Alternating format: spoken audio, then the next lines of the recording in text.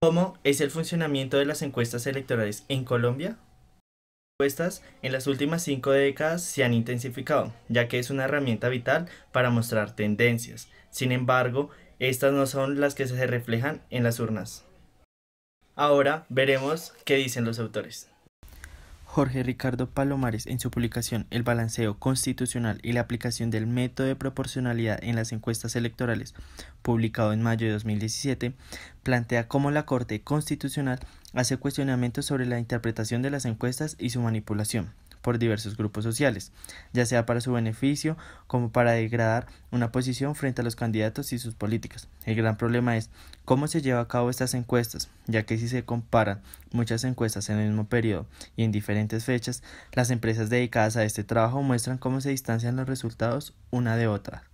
Es por esto que se vuelve incertidumbre saber cuál de todas las encuestas confiar. Por otra parte, Alberto Mayol y Francisco Crespo, en su publicación de Estándares y Regulaciones de las Encuestas de Opinión Pública, plantean que nosotros como politólogos debemos analizar con lupa la forma como se han venido manejando en los últimos 50 años los análisis de las encuestas, cuya herramienta ha sido utilizada para determinar muchas tendencias a nivel mundial. Sin embargo, se pone en tela de juicio cómo las empresas encargadas de hacer estas encuestas las manipulan y se dejan utilizar por las campañas electorales para hacerle propaganda a un candidato, evidenciando así cómo en algunos países existe un vacío jurídico para poder controlar las encuestas y que luzcan como estadísticas, sin este tinte malévolo para influenciar o hacer parte del marketing político. Freddy Cante y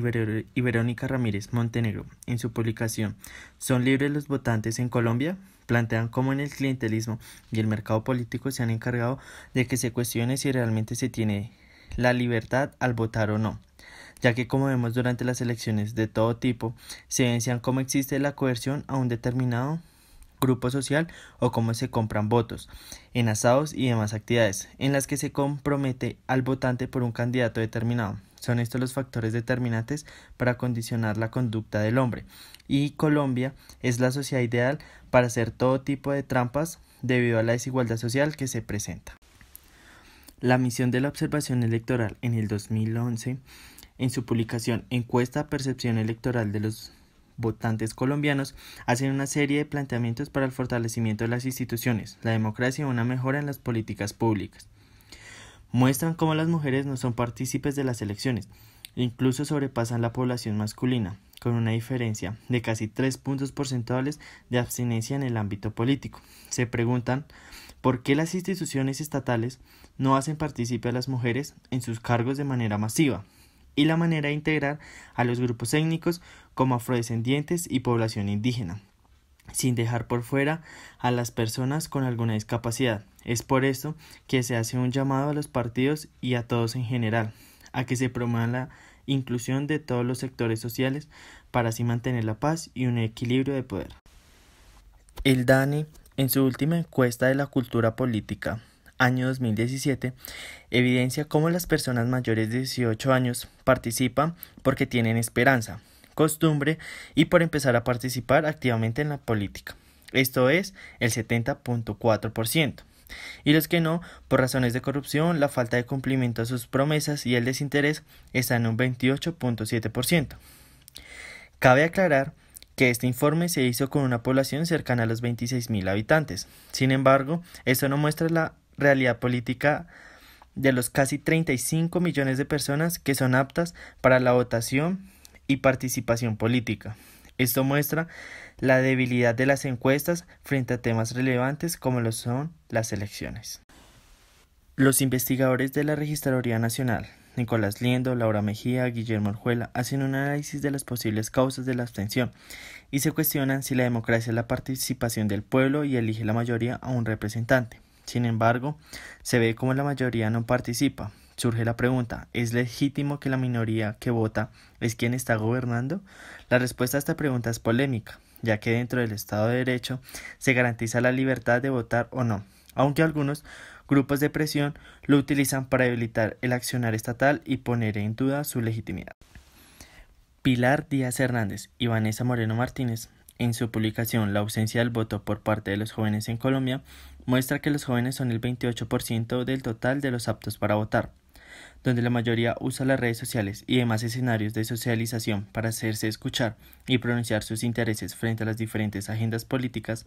Sin embargo, factores que juegan un papel importante son el descontento por parte de este grupo o segmento, la corrupción, la falta de oportunidades, la falta de una representación juvenil, la inseguridad y el desempleo.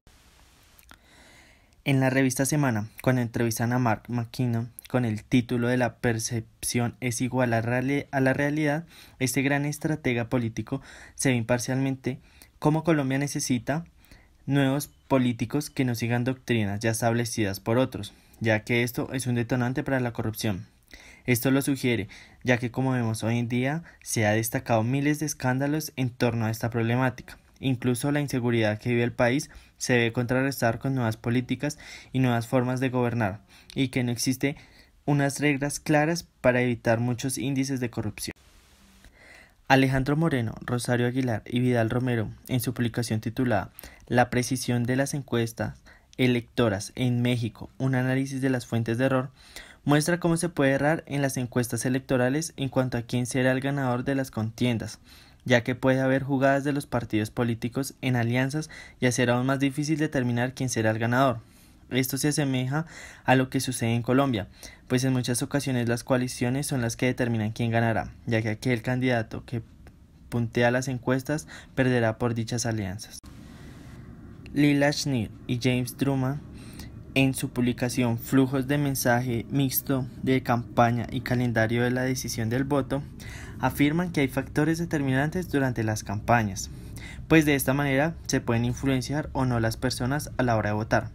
Sugiere que las agendas no se deben parecer y que los votantes deben sentirse identificados con los intereses y o prioridades que el candidato en campaña le dará a un sector social determinado, o cómo intentará reducir los grandes abismos que hay en las clases sociales. Elizabeth Neumann, en su libro La espiral del silencio, opinión pública, nuestra piel social, muestra una teoría para explicar el crecimiento y la difusión de la opinión pública, el cual es el espiral del silencio que hace referencia a la presión que las personas sienten por ocultar sus puntos de vista, cuando sienten que están en minoría, y que todos los humanos tenemos un sexto sentido con el cual sabremos qué sucederá con el clima político antes de que las encuestas lo predigan. De lo anterior podemos concluir que las encuestas son una herramienta vital y surgen muchas variables. Sin embargo, estas no reflejan la realidad, ya que la población que se encuesta siempre va a ser muy pequeña para la realidad del país.